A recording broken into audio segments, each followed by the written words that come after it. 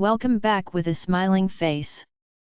Links to previous episodes are given in the video description, so don't forget to like, subscribe and share the video.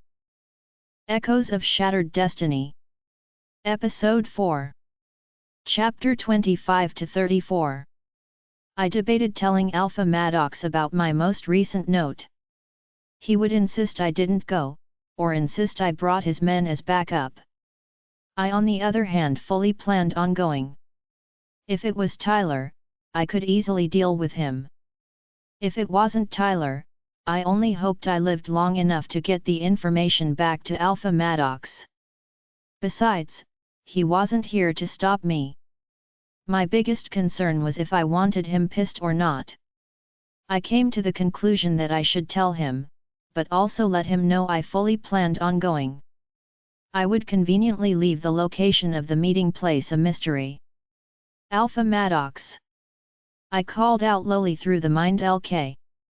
Typically when an alpha leaves his pack, the mind LK weakens. With stronger wolves that isn't the case, and I assumed Alpha Madox wasn't one of those weaker wolves. Lola. Alpha Madox's voice was gruff, sending a shiver of excitement down my spine. Why are you still awake? So. I trailed off, not quite knowing how to begin the conversation. I got another note. There was a silence on the other end of the mind L*K, followed by some gruff yet say curse words.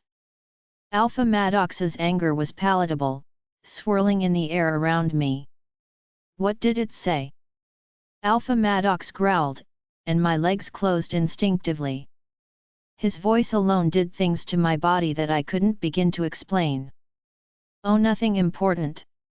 I teased, they just wanted to meet up with me to disclose important information about the attacks on our pack. Bring my beta and the rest of my men. Alpha Madox snapped irritably, and I wondered what he was up to at the other packs. Yeah, that's a great idea and all, but the note specifically says to come alone. I shrug, committing the sound of his voice to my memory. Lola. Alpha Madox growled, don't even think about it. Think about what?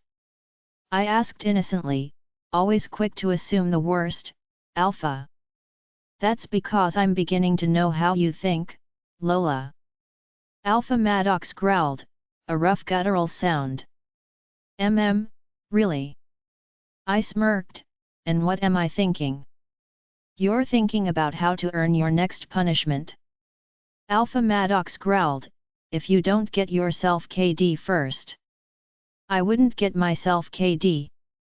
I snickered, I'm much too good for that. Don't even think about it, Lola.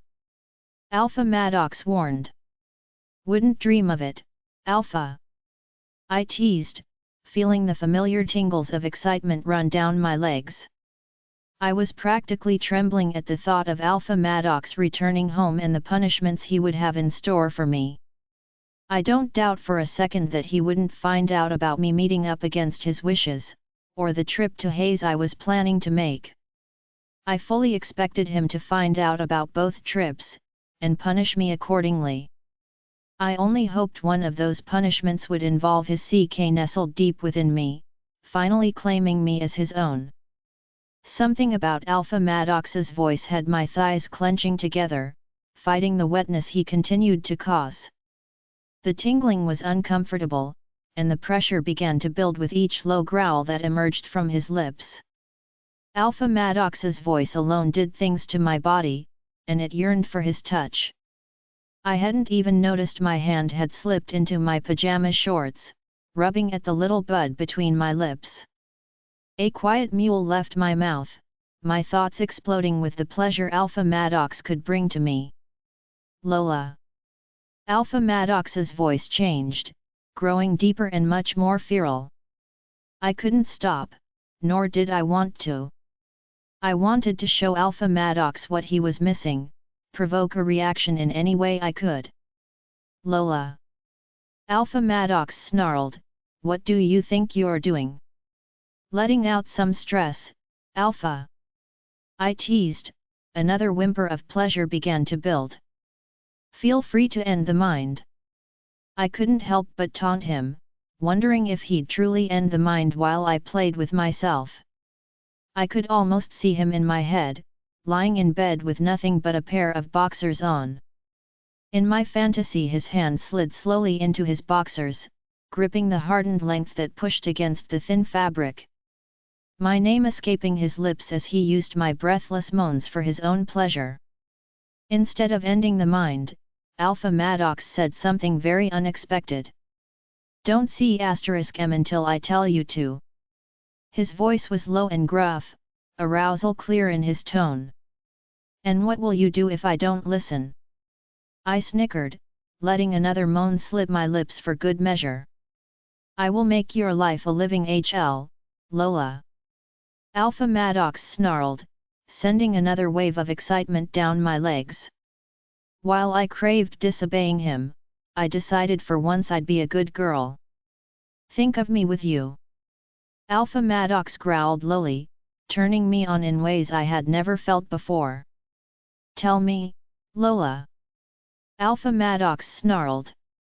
Tell me how bad you want me. I want it, so bad. I moaned, my breath coming out in little pants. Alpha Madox growled, his tone pleased. Will you see *M for me, Lola? Yes. I whimpered, such a good girl. Alpha Madox snarled. I laid in bed panting, wondering what had come over me. You'd think I was beyond wondering why my body reacted to Alpha Madox this way, but I still couldn't wrap my head around it. My satisfaction was short-lived, my body continued craving Alpha Madox's touch. Good night, Lola. Alpha Madox's voice was still low and husky, but it was also smug. Good night, Alpha Madox. I could only wish things would go this way when Alpha Madox returned home, but I had little hope. I was already planning on disobeying him, and I wondered if I'd survive his wrath. I had tomorrow planned out. I would simply wait out the day and go to Hayes with Mason and Brianna, then sneak into the woods to meet up with my anonymous note writers. At the first sign of danger, I'd simply alert the others on patrol and hoped they'd get to me in time. I was sure I could fend Tyler off long enough. Maybe we'd get some useful information for a change. Either that or Tyler would become a prisoner. Both outcomes were looking pretty good in my opinion. Chapter 26. The morning came much too quickly, and I tossed in bed debating on if I should simply beg for sleep to take me again. My dreams had been a mess of confusion and longing. Alpha Madox plagued some of them, while the corpses of Kenyon and Katie plagued the others. My mind kept switching between dreams of Alpha Madox, and horrendous nightmares featuring Tyler and that same sickeningly sweet scent. Going back to sleep might continue my torment, but I wasn't ready to start the day. The conflicting dreams provided little rest, leaving me tired and a little irritable. I'm sure it didn't help knowing Alpha Madox was still away. Parts of me I had tucked away for good longed for Alpha Madox. We'll get all the attention in the world when Alpha Madox comes back. Maya rolled her eyes, we might even *E at his hands. Exciting. Oh, quit brooding. I huffed, you know as well as I do that we have to go to Hayes. Of course, for Brianna. Maya nodded, but why do we have to meet up with the strange person that wrote the notes? To find out what they know. I groaned. I thought we were on the same page about this. We were. Maya nodded, until I realized all of the ways Alpha Madox could kill us. I don't think he'd do that. I shook my head. Well, that makes one of us. Maya shrugged, one day you're going to push him too far, and that day is today. Well, here's to making our last day on Earth a good one. I smirked, pulling myself from bed with a sleep moan. Your morning humor is impeccable, Lola. Maya snapped. Thank you. I grinned, just wait until I get some coffee in my system, it gets even better. I took a quick shower and threw on some clothes. It was only 10 in the morning, giving me far too much time to contemplate today's events. Grandma already had breakfast steaming in a pan, causing my empty stomach to roar to life. I plopped down at the kitchen table and looked around for my dad. He's still asleep. Grandma called out before I could even ask, everything's been taking a toll on him lately. I frowned, I can imagine why. Things will get worse before they get better. Grandma sighed, always does. It's too early for your infinite wisdom, Grandma. I smirked at her, digging into the steaming plate of food she placed in front of me. It is never too early for my infinite wisdom, thank you very much, Lola. Grandma scolded me whilst handing me a steaming cup of coffee. Too early for my brain to process what you could possibly mean. I chuckled, my mouth full of food. Think too hard and you'll give yourself a headache. Grandma snickered, earning an incredulous look from me. If witches existed, Grandma would definitely be one of them. Her love for herbs and nature plus the fact that she always knows things she shouldn't make her the perfect candidate as a witch. It was nearing impossible to hide anything from her, especially when I spent the entire year in her cottage. She always seemed to know what I was up to before I did. So, when is Alpha Madox returning? Grandma asked, her tone innocent and nonchalant. I choked on the piece of sausage in my mouth, guzzling some steaming coffee to wash it down. My stomach lurched and I gave Grandma a pointed glare. How did you know he was gone? I grumbled, sounding much too similar to my dad. Oh, I didn't. Grandma shrugged, you just confirmed it now. I was beginning to think Alpha Madox shouldn't have trusted me with the information to begin with. What made you ask? I grumbled, eyeing my sausage warily. You seem more stressed. Grandma shrugged, figured something happened with him. You can't tell anyone he's gone. I sighed, I wasn't supposed to tell anyone either. Technically you didn't tell me anything, dear. Grandma shrugged, going about cleaning the kitchen. I don't think Alpha Madox cares about semantics. I rolled my eyes. I don't plan on telling anyone. Grandma continued about her day, don't want you to get in trouble again. At the last part of Grandma's words, she shot me a knowing smile making me pale. If she was trying to chase me from the house, she was most certainly succeeding. A knock at the door saved me from Grandma's knowing eyes. I loudly sighed with relief when Brianna appeared from behind the front door, a confused look on her face. Bad morning. Brianna chuckled. Not at all. I shook my head, giving Grandma a hard look. Want some coffee? Brianna shrugged, pulling me out the front door. I didn't bother mentioning that I already had some. Grandma was clearly trying to get me to leave the house, which I would happily oblige. Her knowing gaze made me squirm, making me wonder how much hidden information was swirling around in that head of hers. Brianna and I decided to walk to the cafe as it was pointless taking her car. We swung by Mason's house and grabbed him, waiting a few minutes for him to get dressed. Excited for tonight? I smirked at a somewhat nervous-looking Brianna. Excited? Brianna nodded, petrified. Petrified, why are you petrified? I shook my head, a low chuckle coming from my lips. It's different nowadays. Brianna frowned, people aren't scared of rejecting their mates. They just do it. I don't think he'll reject you, Brianna. I frowned, shaking my head. I don't think there's a man alive who could be that stupid. Tyler's alive. Brianna noted. Okay, so there is one man alive who is that stupid. I nodded, but Tyler's not your mate. Thank the goddess. Brianna fake gagged, making me giggle.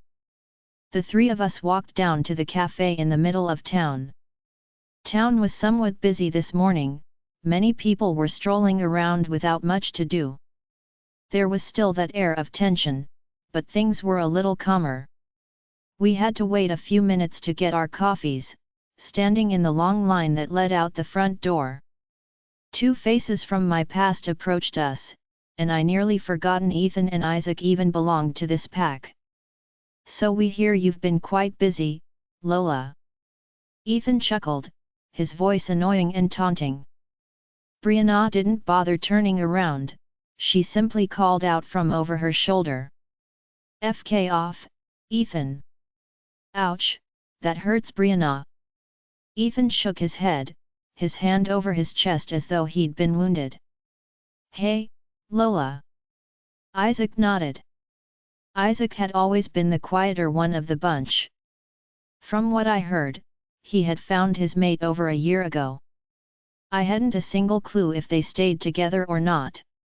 Isaac never talked about her, seeming almost angry that he even found her in the first place. Hey. I nodded, tight-lipped. While I moved on from the past, that didn't make me friendly with these two. They were the ones to encourage Tyler's stupid and downright verbally abusive behavior. Brianna. Ethan grinned cheerfully, and I already knew what was coming. When did you get so curvy? You really think you have a chance, don't you? Brianna cackled, nearly crying with laughter. Can't blame me for trying. Ethan shrugged, turning his attention on me. Chelsea's been saying some interesting things about you. Haven't we already learned Chelsea talks out of her *s? I lifted my eyebrow, staring at him deadpan. She does. Ethan shrugged, doesn't mean the rumors aren't interesting. Also doesn't mean you need to come bother us. Brianna shrugged, and yet here you are. Did you really KL Kenyon and Katie? Ethan grinned, that's tough, even for you. Do you think I KD Kenyon and Katie? I rolled my eyes, grinding my teeth together. Hey, anything's possible. Ethan shrugged. I don't think you KD them. Isaac shrugged, looking uninterested in the conversation. Thanks. I grunted, giving Isaac a short nod. If you want someone to blame, blame your old best friend. I shrugged, it's not my fault he's obsessed with me. Really? Ethan smirked, because last year you were pretty obsessed with him. I rolled my eyes, people change. Is that so hard for your pea-brain to grasp? People rarely ever change. Ethan shrugged, just stating the obvious. If you say so. I huffed, walking around Ethan and Isaac. Ethan was still as insufferable as ever. It wasn't surprising he was feeding into the rumors swirling about Katie and Kenyon's DH. If only they knew how much the rumors hurt their family members, maybe they'd actually give a *T. I don't know who your next target is, but maybe you can off Chelsea next. Ethan cackled, might help get rid of the rumors going around. Little *T. Maya snarled, and I felt my body whip around. Not the coffee. I hissed at Maya, when a new idea popped into her head. Of course not. Maya snickered, your idea was so much better. My fist flew forward with all the strength Maya had, which was quite a bit. My lips turned up in a smile as my knuckles connected with the soft flesh of Ethan's throat. A loud squealing gag came from Ethan's mouth as his hands flew up to grab his throat. He'd heal within the next hour or two, but it was still satisfying and he definitely had it coming. Mason was the first to burst into laughter, followed by Brianna. Even Isaac had a smirk forming on his face. Thanks for the advice, Ethan. I shrugged, turning away. Hope your throat feels better. Chapter 27. Mason and Brianna were still cackling as we walked over to her place. I was somewhat reluctant to head back home, fearing what else my grandma might say. I knew her and Dad were hiding things from me, but I wasn't quite sure how to get the truth from them. Asking up front rarely worked in my dad's case. He'd simply get defensive and retreat into his bedroom. Grandma would just change the subject, and the topic wasn't always favorable. The last thing I wanted was for her to change the topic to mine and Alpha Madox's interesting relationship. Back again. Miss Shelby poked her head from the kitchen, a smile lighting up her face as she saw Mason and I. Brought another friend this time. Brianna called out over her shoulder, heading to the living room. Brianna's house was much larger than my own. While my dad was the old beta, he preferred to live modestly. Brianna's mom and dad were just regular pack members, but both had large degrees from the local college in town. Brianna's mom and dad were both history majors, finding out they were mates in the middle of one of their classes. They bonded and fell in love over their shared infatuation with history. Their degrees led to 2 well-paying jobs at the college, resulting in their larger-than-normal house. Brianna's living room was basically a library with a couple couches. Bookshelves spanned the walls top to bottom, old and new books gracing the shelves. Framed documents could be seen hanging on the walls. Any piece of history they could fit sat inside this house. I swore they had more knowledge here than the local library. Something crossed my mind, the hushed conversation between my dad and Grandma. Not much was known about vampires, but if anyone could point me in the right direction it would be Brianna's mom and dad. Miss Shelby. I called out, wondering if she had any texts on vampires. It was so hard to find accurate information on vampires and werewolves nowadays. In the times where movies, novels and social media dictated much of what we do, true information was scarce. One could simply do a search and learn all about vampires, but 99% of the information would be false. I wasn't very educated myself, but I was fairly certain vampires didn't sparkle in the sunlight. 1 second, hon, Miss Shelby called out, stumbling into the living room with a tray of snacks. Brianna scrunched her nose, her eyes flickering to Mason and I in contempt. Brianna's mom was not a good cook by any standards, but that didn't keep her from trying. Often Brianna would simply order takeout for her mom and dad, refusing to eat any of their cooking. Brianna glanced at Mason and shot me a devious grin to which I caught on instantly. Miss Shelby placed the tray in front of us, the food on it oozing suspiciously. It looked like peanut butter and sandwiches maybe? But then what was that burnt orange stuff running off? Mason grinned at Miss Shelby. Thanks. He said with a smile before plopping one of the miniature sandwiches into his mouth. He chewed for a few moments until his entire body went rigid. His eyes were wide with shock and disgust, but the goofy grin was still on his face. Brianna was turning purple, trying to hold back her laughter. Mason swallowed the strange concoction with an audible gulp and grinned up at Miss Shelby, who had been watching the entire time. They're great, Miss Shelby. Mason grinned, but his eyes looked pained. Miss Shelby sighed, a smile twitching onto her face as she glanced at Brianna. Should have told the poor boy I can't cook to save my life. Miss Shelby sighed, shaking her head. I really thought that recipe would turn out good. Was that peanut butter and cheese? Mason pursed his lips, giving another wary glance at the little sandwiches. Sure was. Miss Shelby smiled. Sweet and salty go good together, or so I hear. I'm pretty sure peanut butter and cheese are both salty, Mom. Brianna frowned. Miss Shelby pursed her lips. I think you may be right. Maybe I'll try it with some jam next time. I cleared my throat. Miss Shelby. Sorry, hon. Miss Shelby chuckled, lost in thought. Do you have any books on vampires? I tried to keep my tone light-hearted, like actual fact not fiction. We refuse to carry fiction in this house. This house is full of facts, nothing less. Miss Shelby shook her head. But why on earth would you want to learn about vampires, hon? Mason and Brianna both had their full attention on me. I struggled to maintain my composure, but placed an innocent facade on my face. I just heard my dad and grandma talking about them. I shrugged.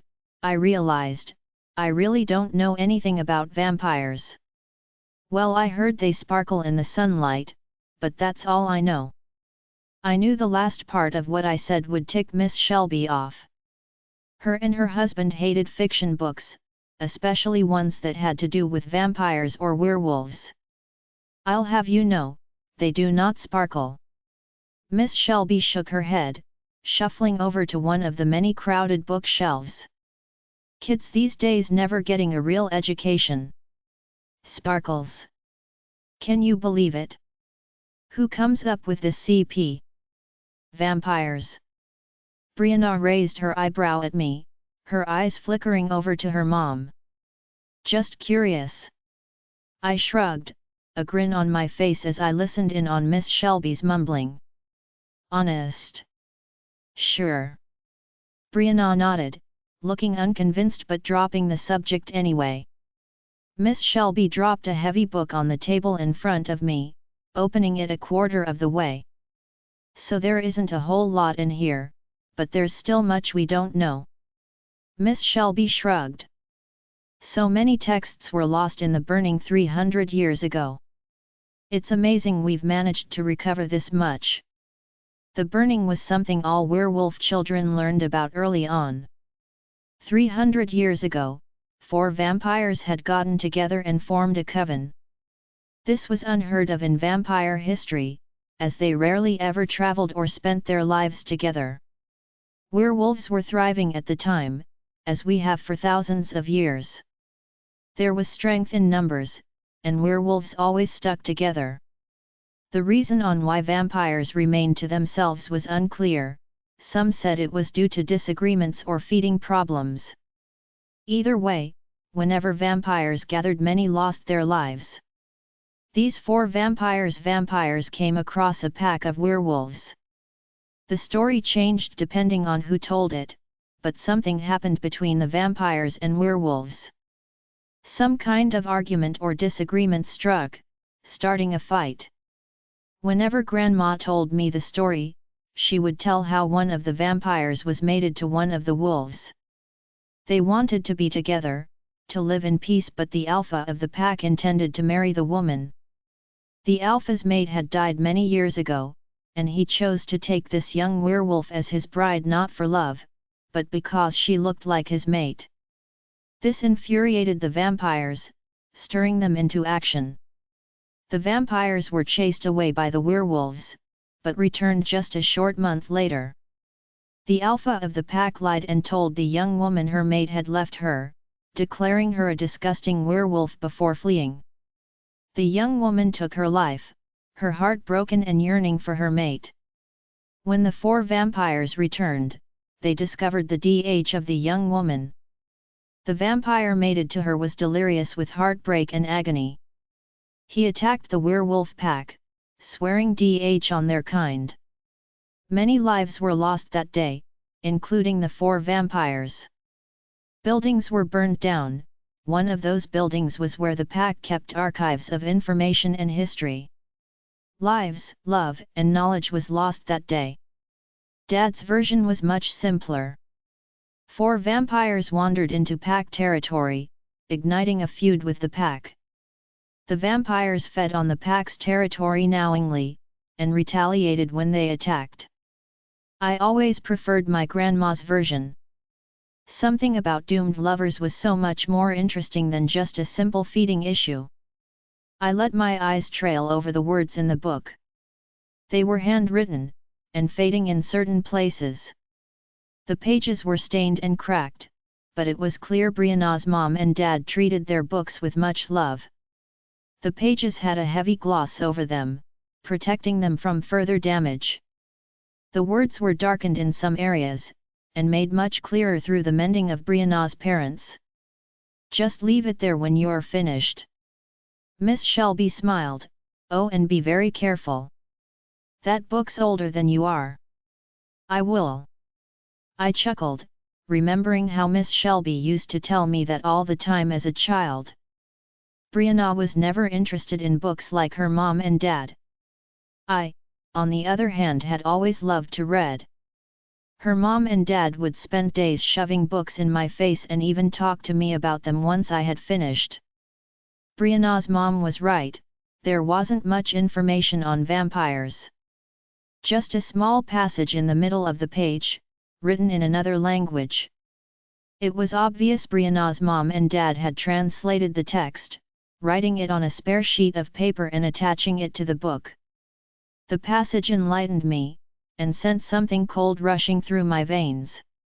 Vampires 1902. Sunlight sears the skin of these cold-blooded creatures, forced to take night as their own. First recorded vampire was 1500 BC, located in Crete. All that is known about the earliest vampire is his name, Quiritus. Vampires are not immortal but do live for hundreds of years. It is known vampires have a caste that is similar to their Lycan adversaries. Lowest is human-turned vampires. Next is vampires by birth, with human-tainted blood. Vampires are able to procreate with each other, and humans. Even higher lies pure-blooded vampires, considered untouchable in status. The last, and highest, is the bloodline of Quiritus. It is believed Quiritus' bloodline may possess the ability to control shadows, unproven, but suspected. It is rumored pure-blooded vampires possess the ability to befuddle the mind. This ability does not work on pure-blooded werewolves. Chapter 28. My mind ran back and forth between what I read. Vampires can befuddle the mind. What did that mean? Confuse people or make them do things? My mind went back to the night at the club, how light and airy I had felt. The more I tried to remember what it felt like, the more confused I had become. I couldn't place my finger on how exactly I felt that night. I did have quite a bit to drink, which could easily be the culprit for the strange sensations. That night was definitely one to remember. The only event that remained clear in my mind was my little meeting with Alpha Madox against the club's brick wall. I sat back from the book with a frown on my face. Miss Shelby came back into the room and gave me a sympathetic smile. "Such a shame, isn't it?" Miss Shelby shook her head. "Such little information on an entire race. I wonder what happened to Quiritus." I frowned. Are there any records of his bloodline? The sentence about controlling shadows had me interested. Jessie and Maya both noticed how much darker it had become in the forest, as if the shadows had gotten bigger. Such a strange remark, but it now made some shred of sense. The Quiritus bloodline was suspected to be able to control the shadows. But why would Quiritus's relatives be anywhere near our pack? Vampires didn't meddle in human affairs, and we didn't meddle in their feeding habits. It was a silent coexistence. There was at one point. Miss Shelby sighed, what I would have done to get my hands on those texts. "Mom!" Brianna gagged, making Mason and I snicker. "So no one knows what happened to his bloodline." I frowned. How could an entire bloodline fade into history? "Well, this is just a rumor, but I heard his last remaining blood tie died during the burning." Miss Shelby nodded serenely, that he was one of the 4 to fight against the packs. "Everyone says all 4 of the vampires died during the burning." I frowned. Guess it isn't too hard to believe Quiritus' bloodline ended during the burning. "Such a shame." Miss Shelby sighed. Liam and I are always scouring for more texts. We'll let you know if we find one. Thanks, Miss Shelby. I smiled back at her, grateful for her and Liam's help. If the Curitis bloodline ended 300 years ago, that ruled out the cause of the darkening forest. It must have just been nature doing its thing. Mason, Brianna, and I hung out until well into the night. Miss Shelby offered me other texts, but none were about vampires. Some talked of werewolves, going into detail about half-bloods and their capabilities. Half human, half werewolf, they were common, but most of them lived normal lives. Many didn't develop their own wolf, inhibiting them from ever shifting. They simply had heightened strength and sometimes heightened senses. Those who developed wolves were brought into the pack life. Half-bloods could still had mates, and could bear children all the same. Hundreds of years ago, werewolves hated half-bloods. Times have changed since then, and they are no longer hated. We accept half-bloods the way we would any other werewolf. Once 9 o'clock hit, Brianna began getting ready for Hayes. While I wore a simple pair of jeans and a dark blouse, Brianna went all out. She wore a knee-length dress that made her look both alluring and regal, along with some light makeup to highlight her big eyes and high cheekbones. She insisted on looking her best, in case she meet her mate tonight. Her short hair had a slight curl to it and fanned across her head. Mason was dressed comfortably as well, wearing jeans and a simple jacket. I can't believe we're doing this. Brianna huffed, maybe we should just stay home. Are you chickening out? I raised my eyebrow at her. The fearless Brianna is afraid of finding her mate. Brianna paused, her eyebrow raised as she glared at me. Slowly, a smile broke out over her face. You know, I told you before, if you keep making these comments I'm gonna start thinking you're my mate.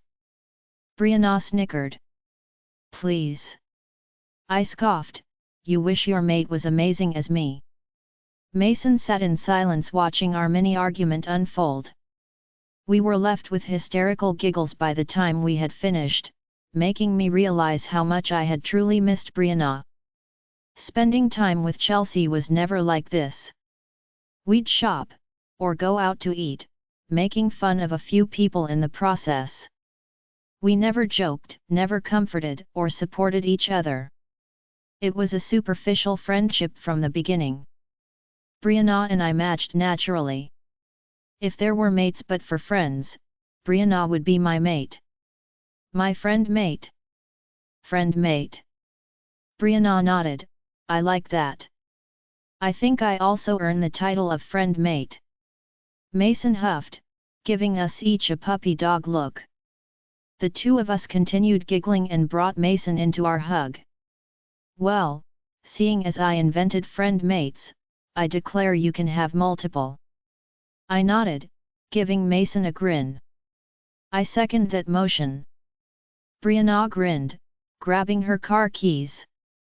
Don't be out too late. Brianna's mom called from the kitchen. And good luck finding your mate, honey. You told her. I raised my eyebrow at Brianna and she gave me an embarrassed smile. It's not like I had a choice. Brianna rolled her eyes. She won't dare let me leave the house at night anymore. Once I told her about smelling my mate, she insisted I go. Besides, she knows I'll be safe with you and Mason here. We'll stick with you the entire time. I nodded, giving Brianna a reassuring smile. We made it to Hayes 20 minutes later. The thumping music sounded exactly how I remembered it from Chelsea's birthday. We walked up to the bouncer and he let us inside without a hassle. People were packed inside the club, some dancing while others drank and talked above the thundering music. The lights were different colors this time. Instead of green and purple, the lights were red and white. It gave everything in the club a red-tinged hue. The color resembled the spilled blood coming from Kenyon and Katie's lifeless bodies. The thought made my stomach turn, but I forced the sickness back for Brianna. I'm gonna walk around a bit, see if I can smell anything. Brianna yelled over the music. Mason and I nodded, following her closely as she wandered. Another 20 minutes passed, and we retreated to the bar. Brianna was looking quite defeated, her eyes flickering around expectantly. I should have just found him last time we were here. Brianna frowned. I missed my only chance. That's not true. I shook my head. We've been here for 20 minutes, he might not even be here yet. I ordered drinks for the three of us, giving Brianna a reassuring smile as she tossed hers back. You're right. She nodded. You're right. He's probably on his way right now. Exactly. I nodded. We'll walk around this club 1,000 times if it means you get to find your mate. We continued walking through the club, pushing past sweaty bodies as we went. 100 different smells were filtering through my nose. Body spray, sweat, cigarettes, alcohol, and something slightly sweet. All battered my nose, leaving it confused. Places like this tended to overwhelm the senses. I strictly relied on my hearing, managing to hear the words Brianna yelled above the thundering music. Let's go up to the balcony. She shouted. We walked up the curved stairs to the balcony overlooking the entire inside of the club. From this height, we had a fairly decent view of everything going on in the club. The two bars were packed with people, ordering drinks by the dozen. The dance floor was packed with sweaty bodies, swaying and jumping to the intense beat of the music. The red flashing lights made everything look much more scarlet from up on the balcony. As if a bucket of paint or some other red substance had been draped over the floor and the people. A new batch of people flooded into the club, and Brianna whipped her head around expectantly. Let's go back down. Brianna yelled, the bouncers letting more people inside. Mason and I followed behind Brianna. It was becoming difficult to stay close as more people filtered into the building. I bumped shoulders with countless people, keeping my eyes trained on Brianna's retreating form. Didn't think I'd see you here again, beautiful. A familiar, flirty voice called out. Chapter 29. I turned at the sound of his voice. I could probably pick his voice out of an entire crowd if need be. It was rough, but held a certain kind of delicacy that I found attractive. The whisper of an accent fell from his tongue, accompanying his words. Didn't think I'd see you here again, beautiful. I turned and met his swirling blue eyes.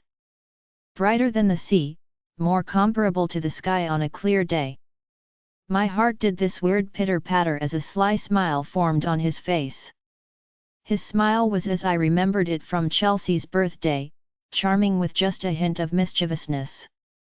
It was sexy yet impishly innocent all in one. There was no denying how gorgeous this man was, anyone with eyes could see it.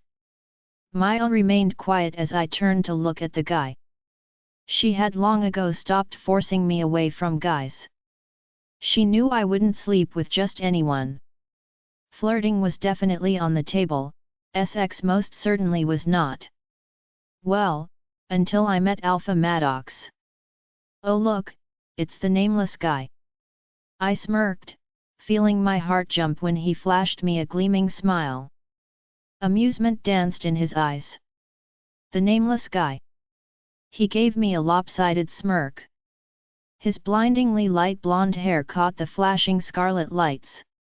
His hair practically reflected the color, and I couldn't help but wonder what he looked like in actual sunlight. Beautiful, I'm sure. I assure you, beautiful. He leaned in, towering over me. His cologne flooded through my nose. Musky and earthy with a hint of something sweet. I have a name. You didn't give it to me last time we met. I pouted, looking up at him through my eyelashes. I gave you mine. For just a moment, an image of Brianna and Mason flashed through my mind. It was like a beam of light in a dark room. It went out so quickly, I was blinded and stumbling around. As quickly as my mind cleared, it fogged up again. His cologne was really strong, but boy did it smell good. Names are important things, Lola. The guy smirked down at me. I was sure he could hear my hammering heart. Can't just give them away to anyone. A rush of something familiar ran through me. It resembled the intense desire I felt for Alpha Madox, only it was different somehow. This guy called to another side of me, one I wasn't sure I wanted to explore. The strange feeling made me bold. I stood on my tiptoes, placing my hands on his broad shoulders. He felt much too cold to be out dancing at a club, as though he had just come inside from the crisp nighttime breeze. I toyed with his shoulder-length hair, marveling at how soft it truly felt. "You can trust me." I smirked back at the guy, fluttering my eyelashes suggestively. "I'm great at keeping secrets." "I suppose I can, beautiful." He grinned down at me. The intensity of his gaze was almost unsettling, as though I were the only person in the entire club. It could have been empty for all the two of us cared. Brianna and Mason were far from my mind. I couldn't quite remember why I was here to begin with. All I know is that I ran into this devastatingly handsome guy after losing him the first time. It was fate, or pure luck that we managed to find each other again. Like some sort of fairy tale. His smile was sincere yet devious, his body was chiseled yet dressed in that bad boy persona. "Call me Tristan." He smirked down at me. I recognized the slight accent as he told me his name. His voice swam in circles around my head, shoving away any other thoughts I could have been having. "Tristan," I repeated, only without the accent. "Is that French?" "It is." Tristan smiled down at me, named after my father, and his father before. "I like it." My voice came out in a low purr. I hadn't realized we had been talking in the midst of the thundering music, somehow able to hear each other clearly. I struggled to hear Brianna, but Tristan's voice was clear as a bell. "Come outside with me, beautiful." Tristan gave me a breathtaking smile. "It's hard to hear your lovely voice with all of this noise." I felt myself nodding, allowing Tristan to guide me in front of him. He led me up the stairs and to a balcony door. This balcony sat outside the club, off to the side. The view was horrible, looking down into the damp alleyway, but the noise was a vanishing thought out here. The thundering music was a dull pulse through the glass doors. I rested my back against the railing, watching with clouded eyes as Tristan stalked towards me. His movements were slow, yet incredibly smooth. He moved as though everything else in the world went still for him. It was graceful in a strange way. His light-colored hair reflected the moonlight, making it look almost white. The scent of his cologne was much stronger out here, that musky scent with just a touch of something sweet. Tristan approached me, taking my face in his hands. His palms were cool against my skin, but his touch did something to my heart. It pounded in my chest, heating my skin almost unbearably. His touch was the only thing that cooled me, and for that reason I pulled him closer. "Beautiful, Lola," Tristan murmured, his lips dangerously close to my ear. His voice was light yet his words sounded heavy. "How long I have waited for you." "You waited for me." My voice came out dreamily. My mind was a blur of information, things that I had no access to. I couldn't remember my family, or my life in the pack. All I knew was Tristan and I, that's all I could think about. His touch, his face, his voice, his scent. All of it was swimming around in my head seductively. Of course, beautiful. Tristan murmured, his cold teeth grazing the soft skin below my earlobe. You are destined to be mine. A shiver ran through me under his touch, igniting me in a different kind of way. Something chimed in the back of my head, reminding me I had felt this way before. I had felt this with someone else. Yours. The idea wasn't such a bad one. What would be so bad about being Tristan's? He was everything I wanted, the only thing that mattered, that made sense. What, Lola? A snarky voice snapped inside my mind, but was then abruptly shoved back. It felt like two people warring in my mind. One was a male, the other a snarky female. They were at war, while I sat blissfully sedated. Beautiful, are you still here? Tristan murmured, his hand cupping my chin. The snarky female retreated into the darkness, and my mind became muddled once more. I'm here.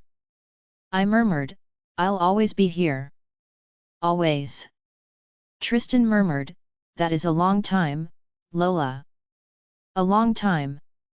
I repeated, wanting just one more excuse to hear his feathery voice.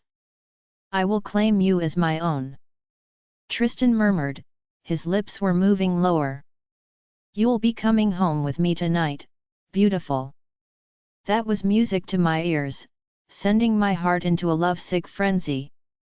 This was everything I had been waiting for, hoping for.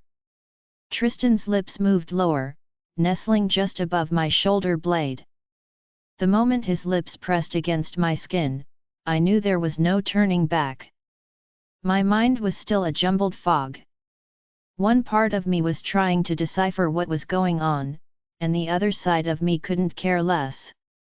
I wouldn't do this. The rational side of me snapped, who cares, just look at him. The dreamy side of me responded. His tongue flicked against my sensitive skin, and a blissful sigh left my lips. His touch was heavenly, cold but delicate. It was when his teeth emerged and pierced my skin, that the fog in my mind imploded. The rational side of me was being dragged away kicking and screaming. I could see it all in my mind. The rational me, being pulled by her hair towards a giant person-sized chest, a lock and golden chain sat nearby. She was screaming at me, pleading with me to save her, but I was too far away. Get the FK off her, you creep! Someone shouted, and whatever had been dragging the rational side of me faded into nothingness. It was then I realized Tristan had been holding me up. He jerked away from me, and I slumped against the cool balcony floor. Something wet dripped down my shoulder, feeling warm against my cooled skin. What the FK just happened? The voice was frantic. Someone grabbed me from under my shoulders, someone I knew wasn't Tristan. I wanted to search for him, to reach out and feel his cool skin against my own. I wanted to hear his velvet smooth voice, feel his glossy hair under my fingertips. He wasn't with me anymore, I could feel it. The fog was slowly draining from my mind, leaving me with an overwhelming feeling of fatigue. I couldn't remember where we were, why we had come here. All I knew was I wanted Tristan as much as I wanted a nap. Names and faces began to filter into my mind, but I couldn't make them match up. A guy was carrying me, he had a frown on his face. He was cute, but Tristan was the only man on my mind. A girl was walking next to him, she had short hair and was wearing a beautiful dress. She looked angry, worried and frightened. We walked over to a car, and the short-haired girl unlocked the doors. She turned to another guy, one I hadn't noticed before. Her lips grazed his softly, her hand grasping his tightly. They were speaking to each other.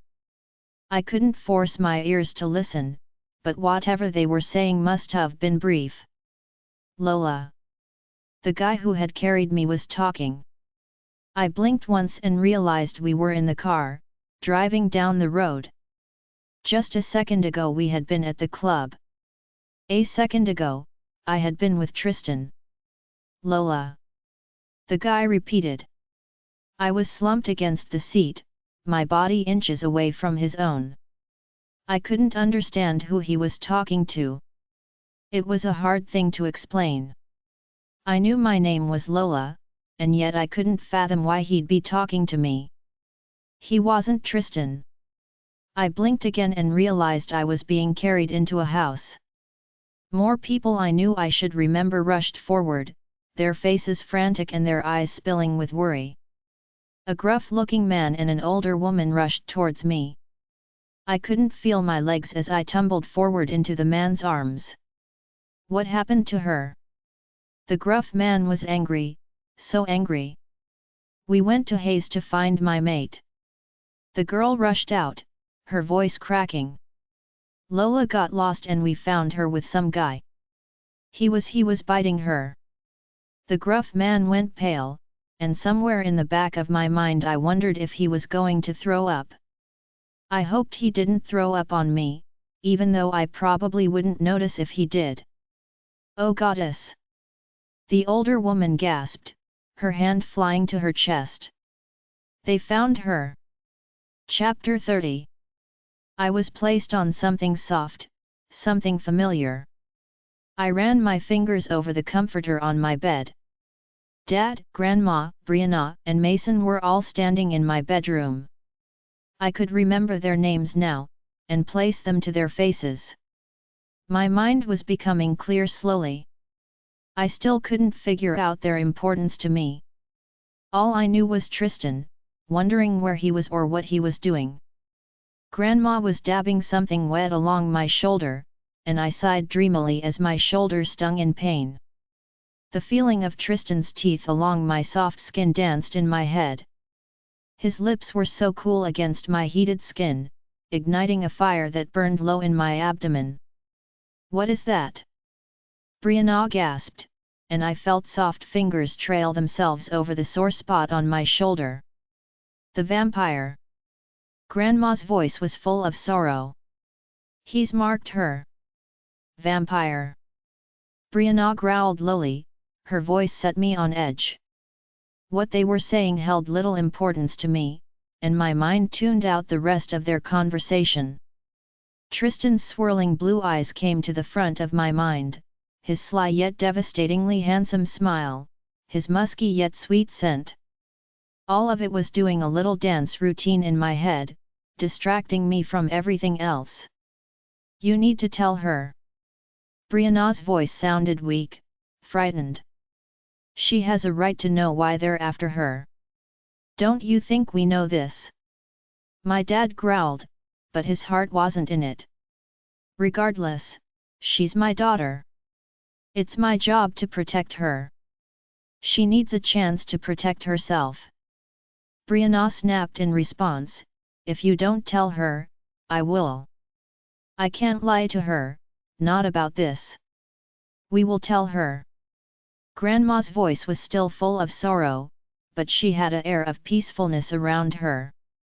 Wait until tomorrow, when the vampire's tricks have worn off. My eyes quickly fluttered close.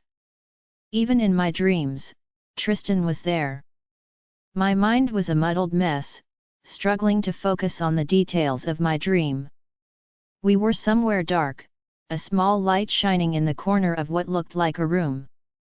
Tristan and I were lying on a soft bed, red sheets rubbing softly against my skin. Come to me, love. Tristan murmured, trailing soft kisses down my neck. A sigh of bliss escaped my lips, and I tilted my head to give him easier access. His teeth sharpened, grazing against the soft flesh of my shoulder. A stinging pain jolted me from my sleep, from my confusing dream. I looked down at my hand, realizing I had been pressing it against the wound on my shoulder hard enough to draw blood. As I looked down at the scarlet liquid staining my fingers, the events of last night rushed back to me. The way Tristan's arms felt wrapped around me, the way his lips trailed down my throat. My mind was clear crystal, in fact. What had possessed me to let Tristan have his way? I was delirious with my infatuation for him, an infatuation that hadn't existed until I met him again. Grandma's words, Brianna's threat, they rushed to my mind along with one specific word. Vampire. So that was a vampire. What caused him to come this close to a werewolf pack was beyond me, but sometimes mistakes happened. Why did he go after me? He knew what I was, there was no mistaking it. And yet he openly chose to go after a werewolf. Tristan had to be a pure-blood vampire, judging by how clouded my mind had been last night. I had never experienced anything like it before, except for the first time I had met him. My fingers curled around something rough, something I had stuffed under my pillow. I moaned, crumbling the note from last night in my hands. I had completely forgotten about my meeting at midnight, to learn more about what happened to Kenyon and Katie. My insides recoiled, and guilt flooded me. I could have helped their families find some peace, but I had to be out at a club late at night. I stared down at the note, frustration burning the backs of my eyelids. I could only hope I would have another chance. If Tristan was working with Tyler, then surely he'd know why I couldn't arrive last night. All I had to do was wait. I trudged from my bedroom and into the bathroom, my brain feeling like mush in my skull. Every inch of me was hurting in some shape or form. My head pounded, my shoulders stung, my eyelids burned. This weekend was not planning out the way I had thought. I wasn't even sure if Brianna had found her mate or not. Ugh! I moaned, staring at my gaunt reflection in the mirror. Something stood out in the crappy bathroom light. Something scarlet that didn't quite look like blood. A mark stood out bright on my porcelain skin, glinting at me smugly. The mark was scarlet in color, shaped almost like an eye. The skin around the mark was raised and angry. The entire mark stung my skin, and the more I looked at it the more I began to like the color Lola. Grandma's soft voice called out from behind the bathroom door. "Can your dad and I talk to you for a minute?" My reflection jumped, startled by my grandma's voice. My attention was pulled from the mark on my skin, but confusion and worry were still ever so present in my head. "Sure, give me 5. I muttered, rubbing the sides of my head. I grabbed the bottle of ibuprofen from the cabinet, shoving 6 in my mouth and downing them with some sink water. It wouldn't last for long, but hopefully long enough. I brushed my hair and teeth, and slipped into the shower. The shower was solely for my benefit, as I currently lacked the energy to do anything other rub my pounding head. I slipped on something clean and walked out of the bathroom. Food was sizzling away in a pan at the stove, my grandma keeping a watchful eye was on standby. "Good morning," I grunted. It was not a good morning at all. I dropped into one of the kitchen chairs carelessly, resisting the urge to rest my head against the cool coffee table. My eyes were closed, but I could hear Dad trudging into the kitchen and plopping down in a chair. His aftershave was strong in my nose, but it was oddly comforting. It gave me something to anchor onto, something to think about other than Tristan and the throbbing in my head. When I finally opened my eyes, my dad was looking at me. His eyes were practically burning into my skin. He wasn't looking into my eyes, his gaze was locked on the scarlet mark that stained my skin. I paused. Did I know what happened? A vampire had attacked me at the club.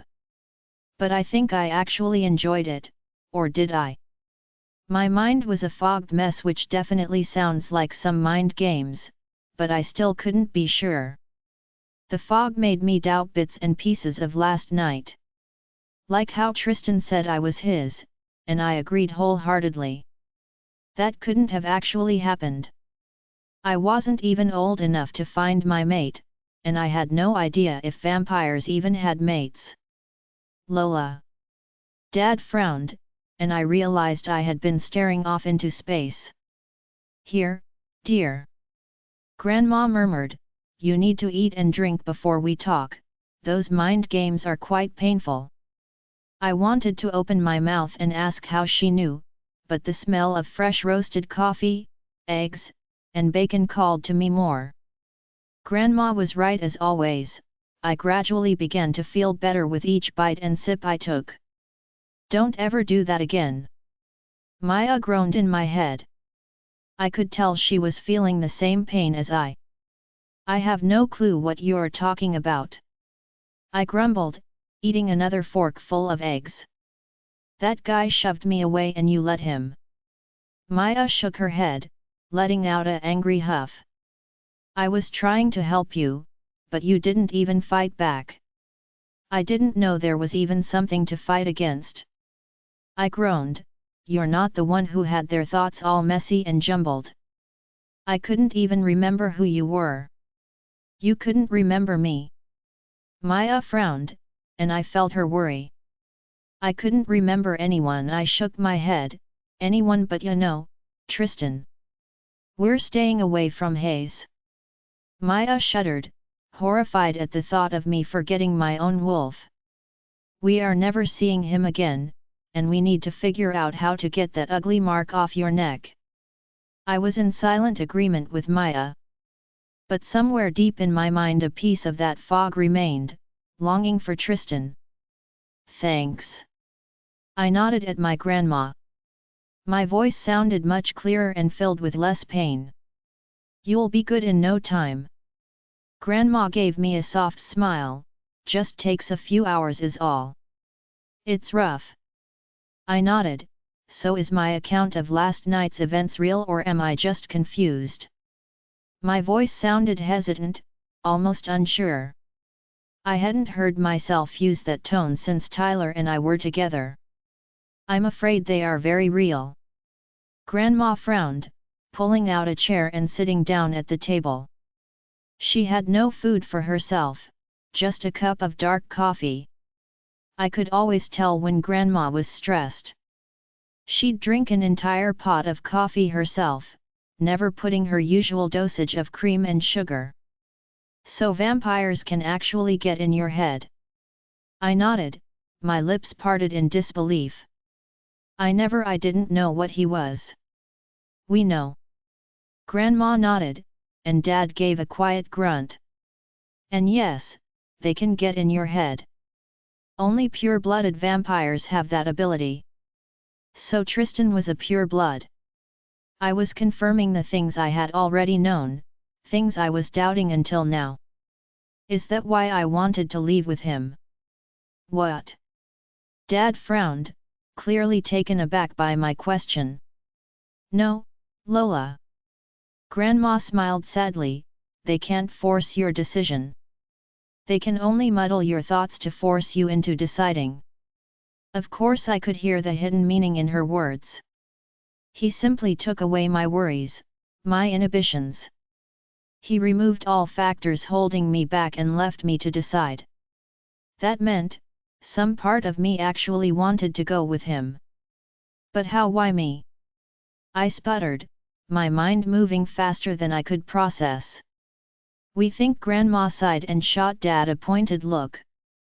We think he came for you, specifically.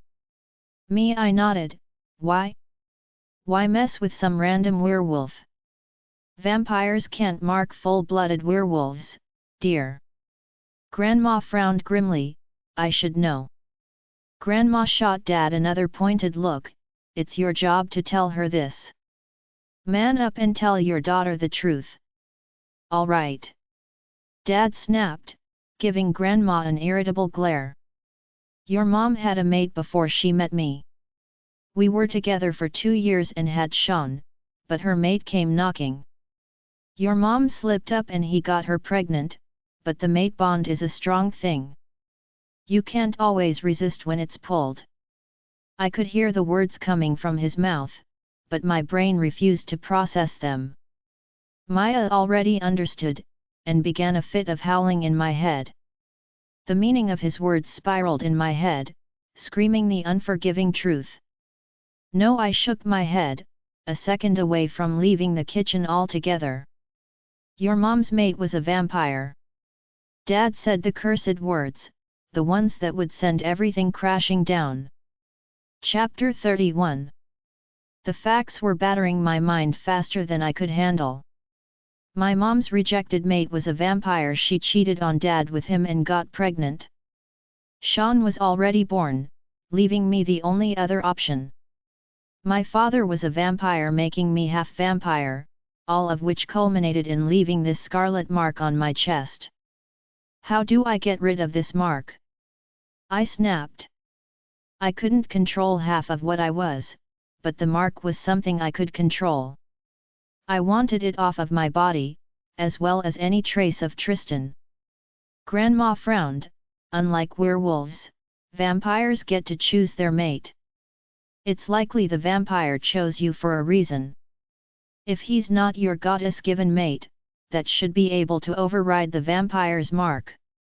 Grandma was lost in thought, and I clenched my teeth together in frustration. Should? I grimaced. You don't know for sure. Your mom was marked by her mate, and it looked similar to yours. Grandma sighed, looking much older than she truly was. The mark wouldn't come off, 'cause they were destined mates. I'm guessing once you're marked by your actual mate, the vampires should leave your skin. And what if Tristan is my mate? I frowned, ignoring the small part of my heart that fluttered at his name. What if I'm mated to a vampire? We can only pray the past hasn't repeated itself. Grandma frowned, looking at me with so much sadness. I couldn't help but feel truly wounded as I looked on at my dad. His face looked pain, but you could clearly see the love in his eyes. I wasn't his biological child, but he had been there my entire life. Even being half vampire, he loved his daughter. What also broke my heart was the fact that Grandma and I weren't truly related.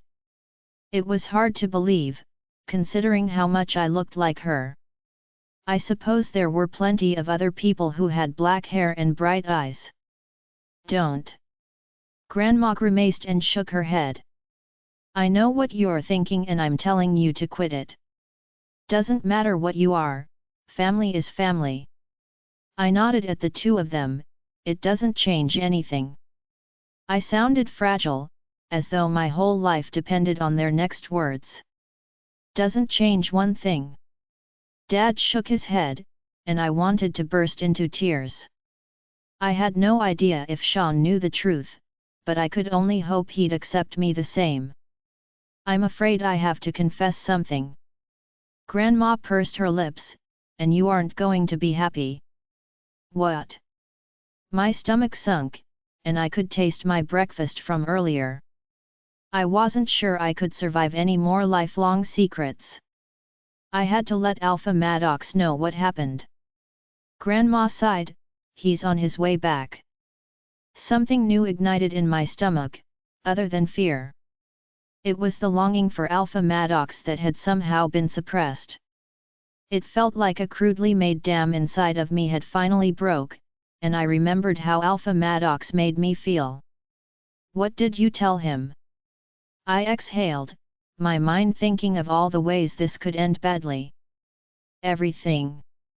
Grandma frowned, averting her eyes from my shuddering form. Why tell him everything? I growled. Lola, he's our alpha. Dad grimaced. We shouldn't have kept it secret to begin with. I think you know why. Grandma frowned.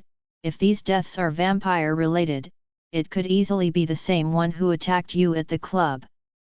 The body outside your window proves my point.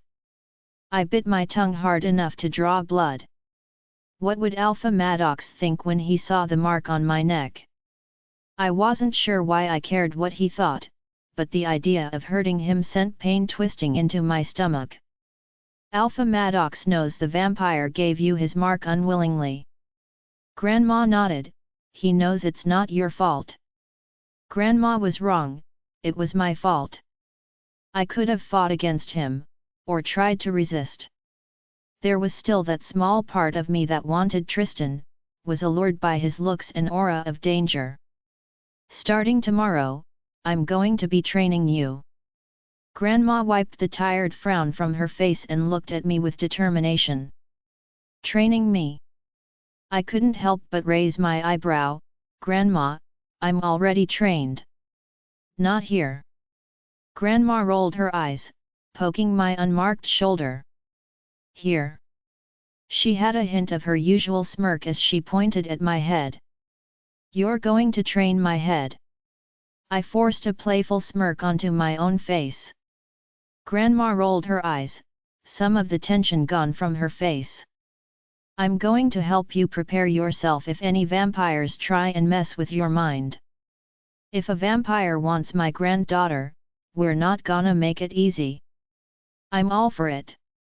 Maya nodded with a huff. I have a feeling the vampire isn't fond of your wolf side. Too bad. I muttered back to her, you're not going anywhere. Don't plan on it. Maya nodded, pleased with my response.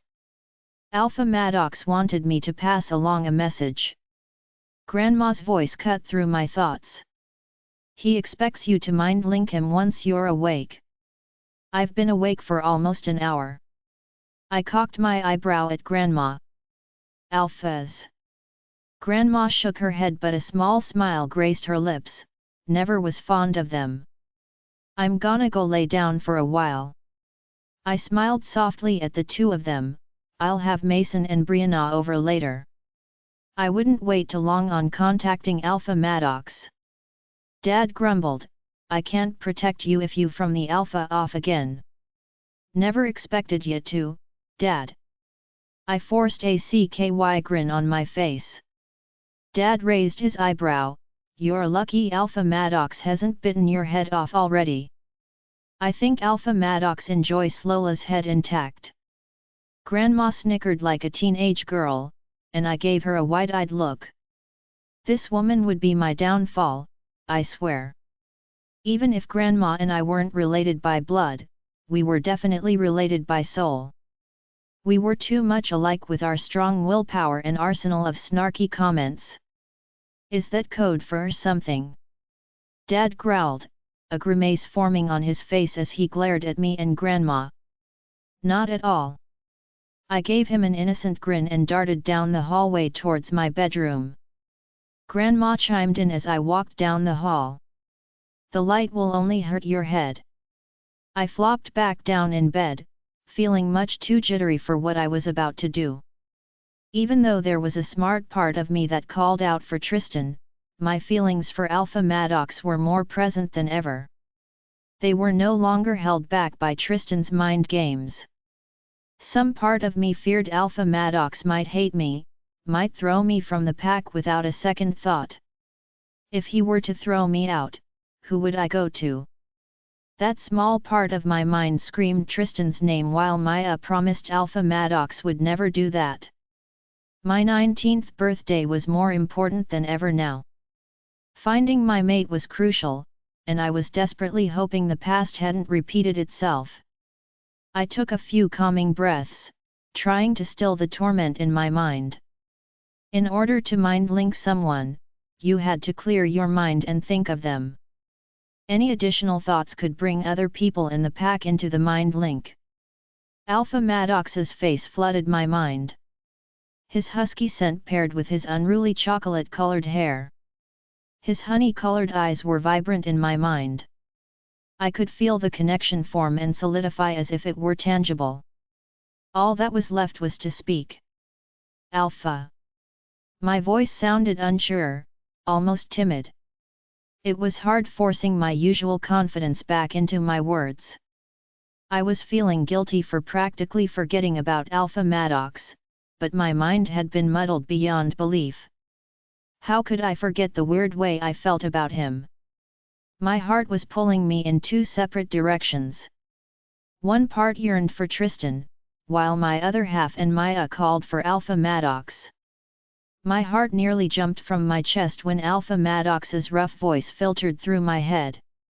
The sound of his voice chased away all lingering thoughts about Tristan, making me feel almost giddy. Lola. Alpha Madox's voice was rough and gravely, always getting into trouble, and now I seem to understand why. Chapter 32. Lola. Alpha Madox's voice was rough and gravely, always getting into trouble, and now I seem to understand why. Alpha Madox's voice was clouded with sleep, making it deeper and more gruff. The sound instantly appealed to Maya and I. His voice was like a sedative, calming my frayed nerves and frantic mind. A nervous laugh escaped my lips. I know it might not seem like it, but this is totally not my fault.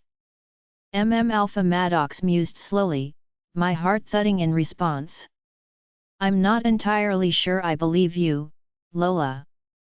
Tell me, why were you at Hayes last night? Here we go.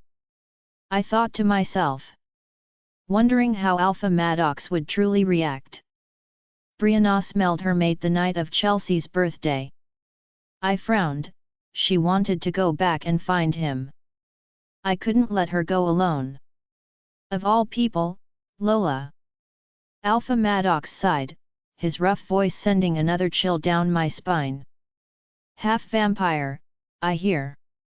I guess I am.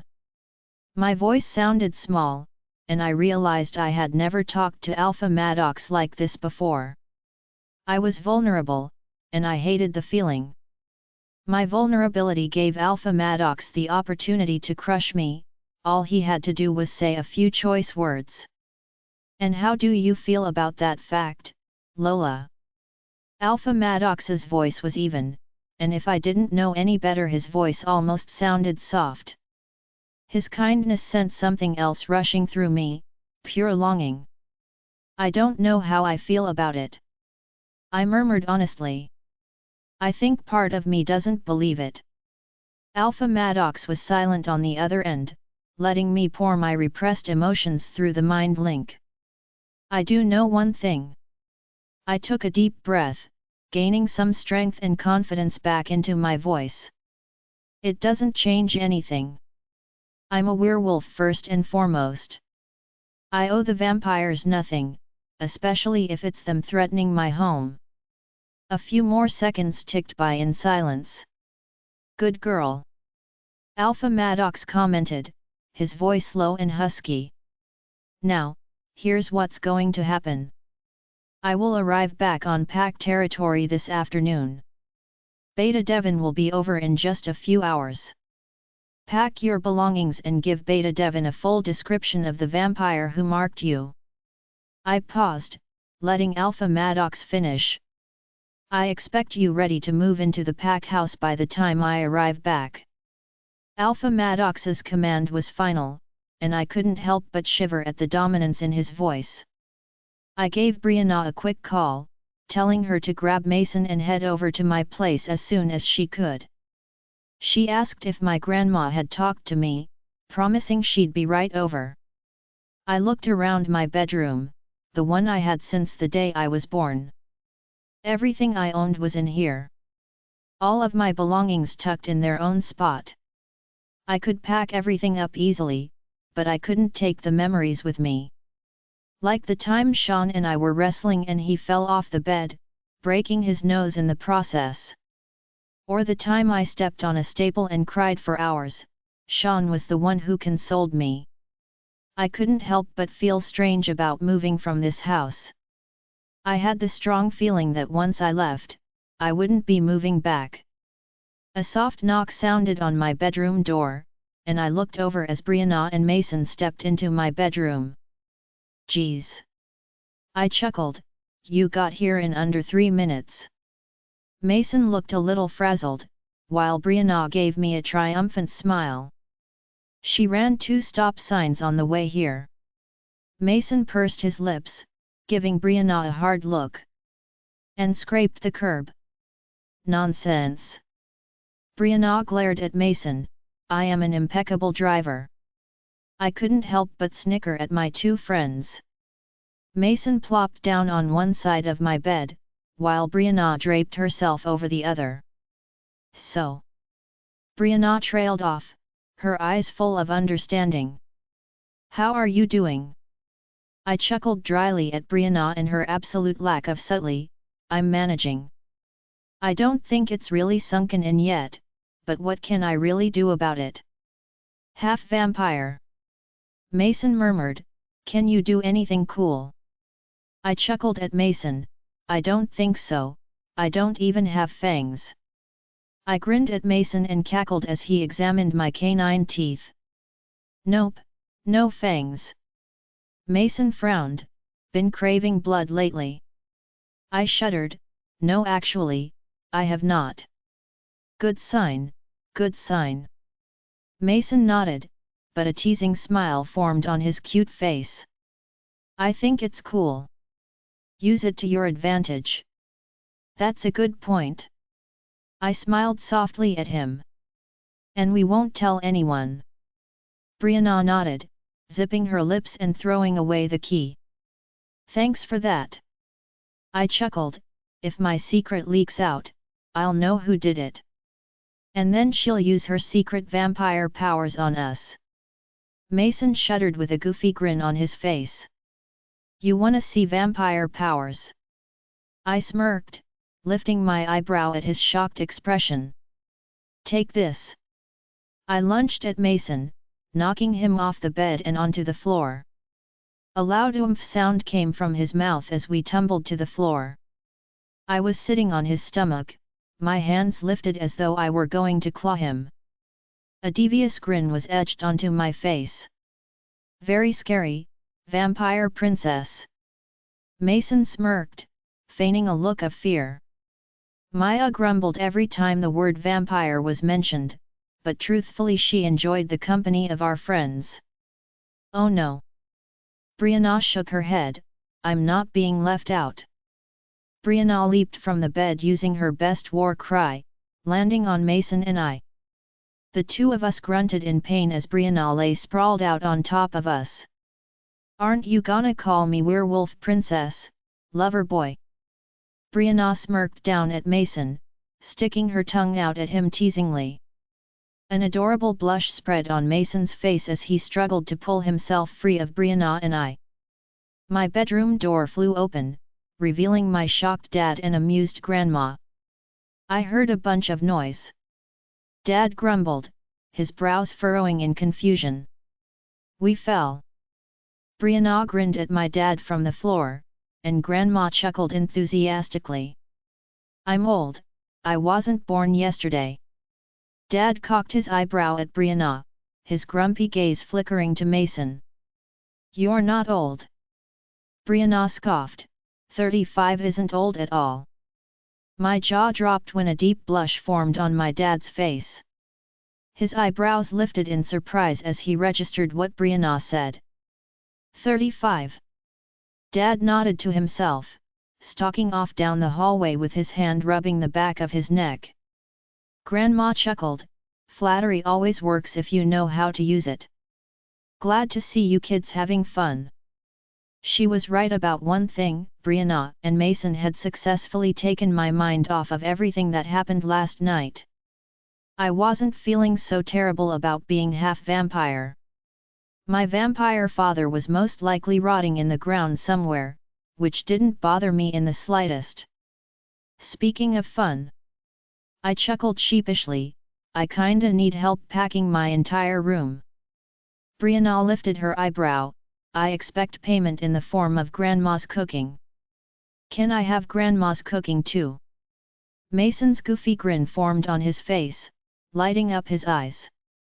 Of course you can. Grandma nodded, a grin on her face. How does roasted chicken, mashed potatoes, and diced carrots sound? Let's get packing.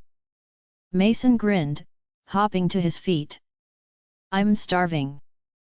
Don't be stingy with the mashed potatoes either. Brianna yelled out to my grandma's retreating figure, her laughter filling the hallway. Grandma brought us up a bunch of boxes, and the three of us got to work. It wasn't very hard packing the contents of my bedroom. I didn't need any of my bedding or furniture, the pack house was fully loaded. All I needed was my clothes, toiletries, and some odds and ends. Why do you have so many shoes?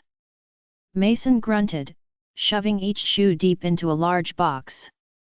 Each time Mason spotted a new pair of shoes, his grimace deepened. Lola actually has a fair amount of shoes. Brianna nodded in approval. I have so much more shoes than this. My poor mate's going to be out of his mind. Your mate? I gaped, scolding myself for forgetting. Ugh, I'm so sorry I forgot. Brianna shook her head. You've had an eventful night and morning. It's all forgiven. So? I grinned. Did you find him?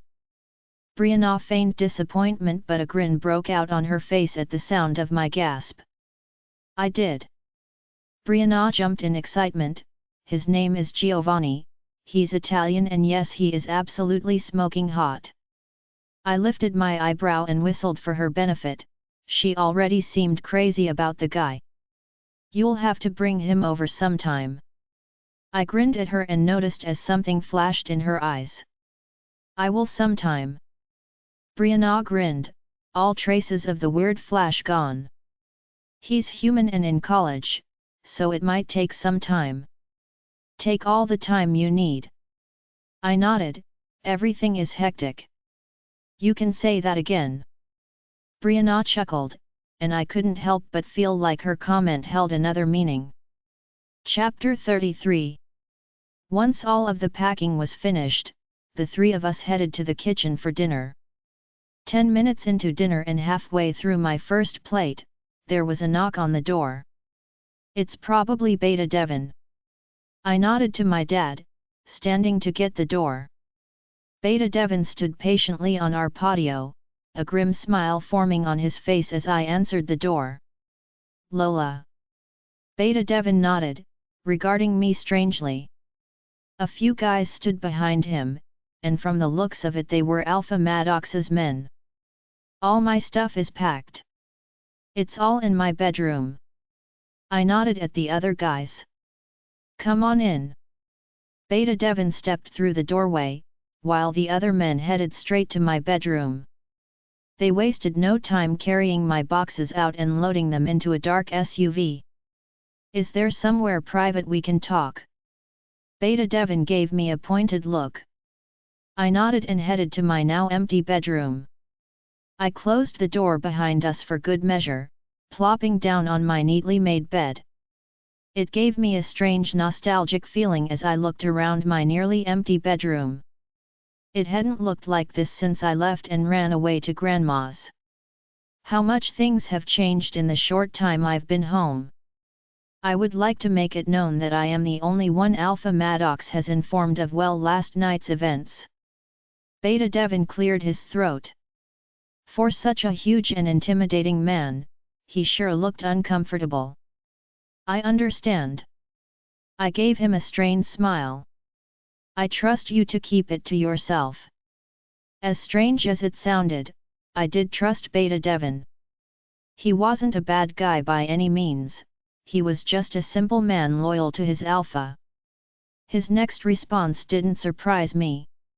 I will, unless Alpha Madox informs me otherwise. Beta Devin nodded. You have to understand, if the vampires are behind these murders, Alpha Madox will be forced to take action. I understand completely. I nodded, and truly I did. The pack comes first. The attacks were completely unprovoked from what it looks like.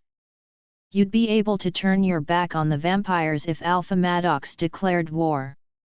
Beta Devin watched me intently, a strange emotion flickering in his eyes. Of course. I nodded. I might be half vampire, but my loyalty remains the same. Beta Devin nodded. I hope you find your decision easy and without consequence. In my experience, it is difficult to turn your back on what you are. I wanted to ask Beta Devin to elaborate, but the haunted look in his eyes kept me from questioning further. I will need you to provide a full description of what the vampire looked like. Beta Devin pulled out his phone, his eyes watching my face intently. Something stirred within me, something that protested speaking out against Tristan. The scarlet mark on my shoulder ached, but I refused to let it hold me back. My emotions for Tristan were because of the mark, nothing more. Light blonde hair, down to his shoulders. I murmured, blue eyes, large build.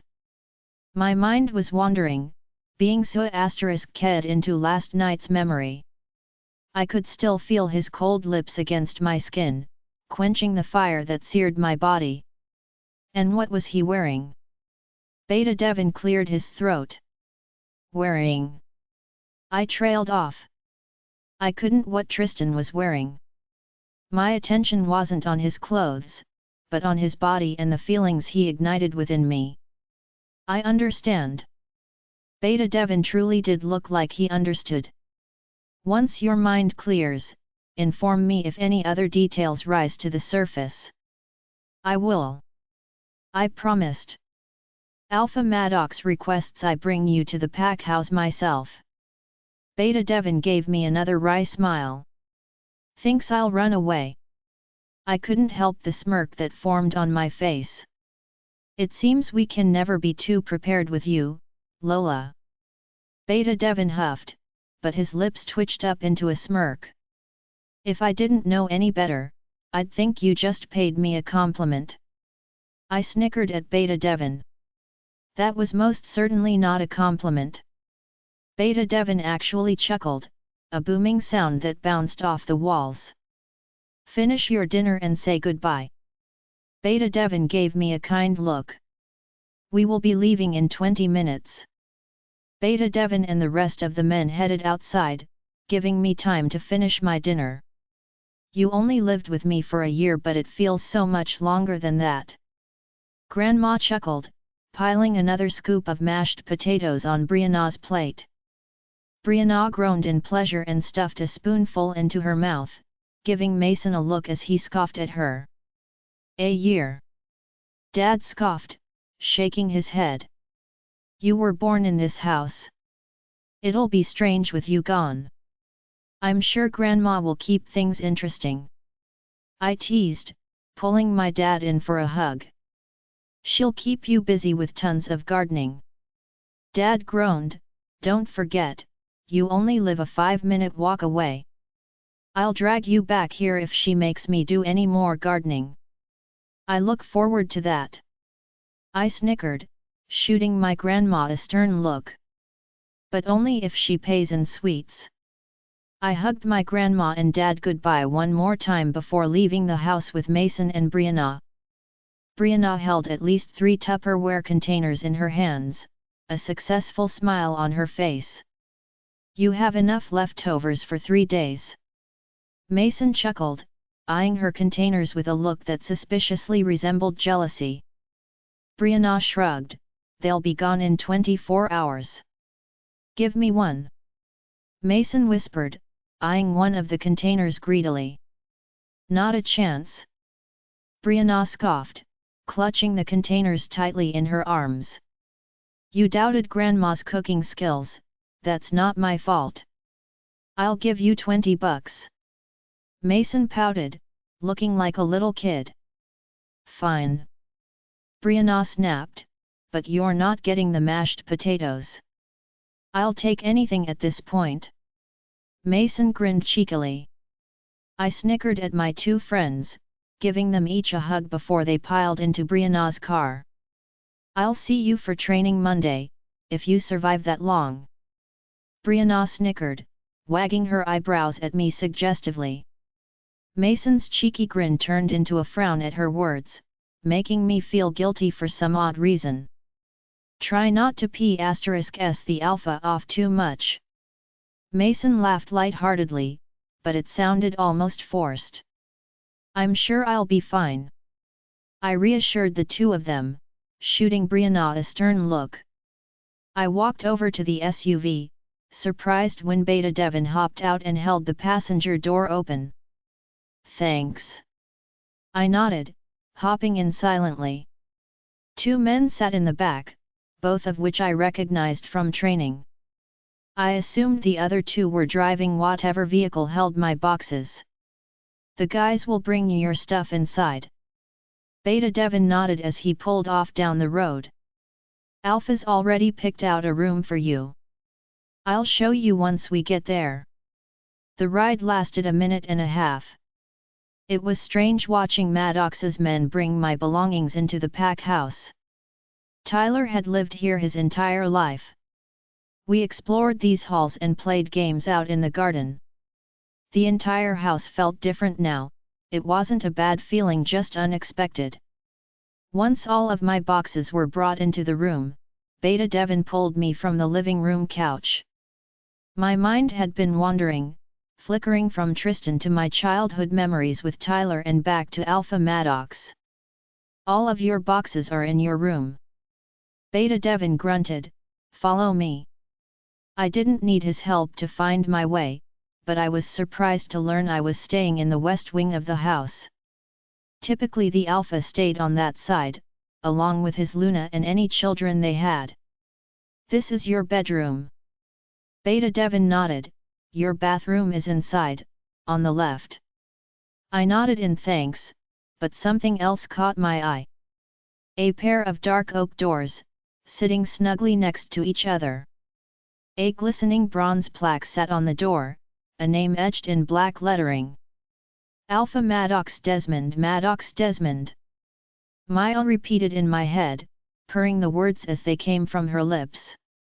I like it, sounds **XY. I rolled my eyes at her, but couldn't help my curious gaze. Alpha Madox is right next door. I couldn't help the curious and slightly longing tone in my words. As I suspected, Beta Devin caught on instantly. He is. Beta Devin smirked, his eyes glinting in amusement. He insists on keeping an eye on you, with your penchant for trouble and all. Of course. I returned Beta Devin's smirk. Alpha Madox will return within the hour. Beta Devin murmured, and if you don't mind me, I will be returning to my own bedroom. Beta Devin turned and headed back down the hall.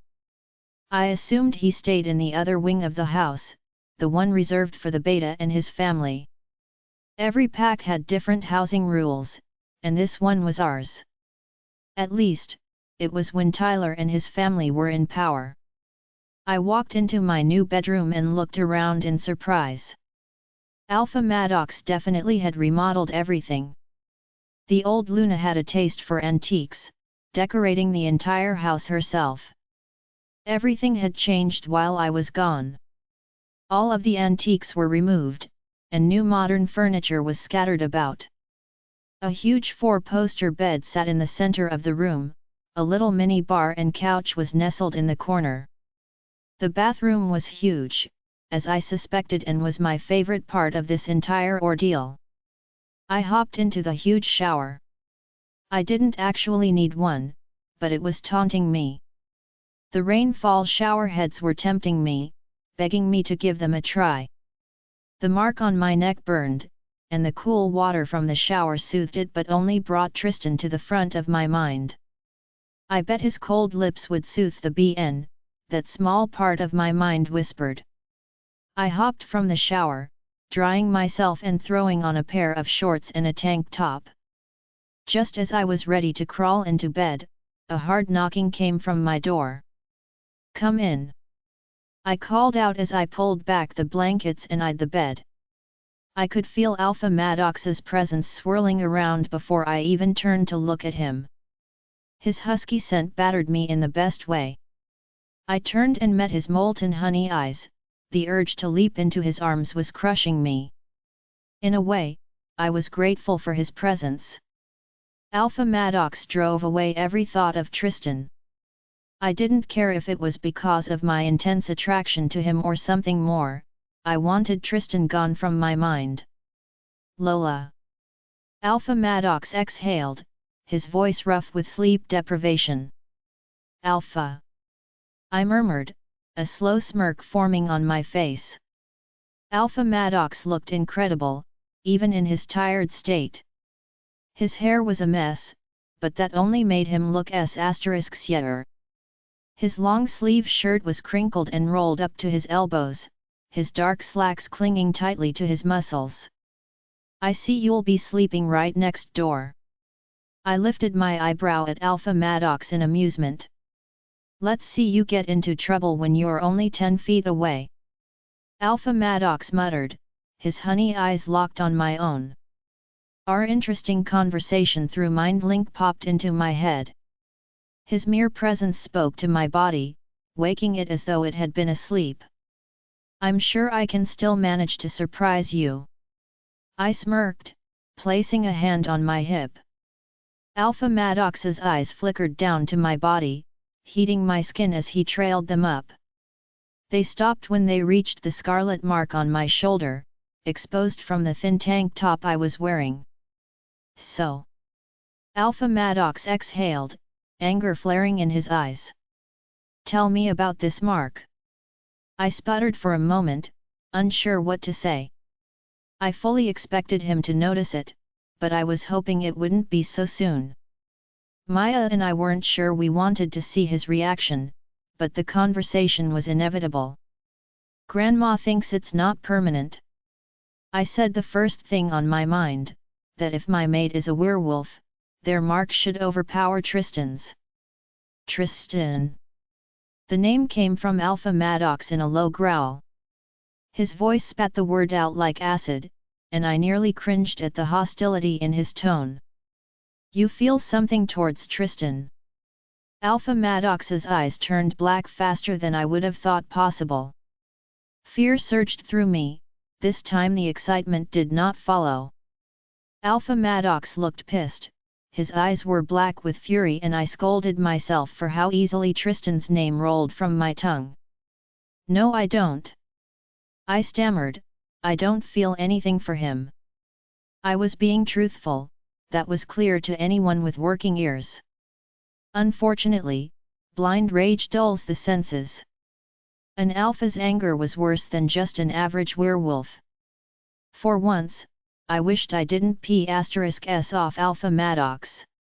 "Now we're going to D***e. Maya groaned. "I think I may agree with you this time." I shuddered. "Well, it was fun while it lasted, Maya." "I love you, Lola." Maya howled, "But I hope you know this is your fault." "I love you too, and thanks." I huffed. Even in the face of DH, Maya was dramatic. Alpha Madox took a step forward, his body towering over me. He stalked me slowly, like I was his prey. The muscles in his jaw were moving, and I tried not to be mesmerized by how deadly beautiful he looked in this moment. "Do you think you belong to him now?" Alpha Madox snarled, taking another step forward. "Because his mark sits on your skin." "No," I shook my head. "He doesn't own me." "You're right." Alpha Madox snarled, taking another step forward. "I own you." As Alpha Madox took another step forward, I took one back. I flinched as my back grazed the bedside table, realizing I had nowhere else to go. My own stupid pride flared at what Alpha Madox had said. While my stomach erupted in butterflies at his possessive words, my big mouth got the best of me. "No one owns me!" I snapped at Alpha Madox. My eyes widened as he froze in spot, his lips pulling back in a feral sneer. "You're wrong, Lola." Alpha Madox's voice was calm, but his rage filled the room. His wolf was feral, desperate to come forward. Alpha Madox's voice melted into his wolf's as they spoke to me. "You belong to us. It's time I reminded you of that." Join our Facebook and WhatsApp group for more updates, link is given in description. Rest audiobook will be continued in next episode.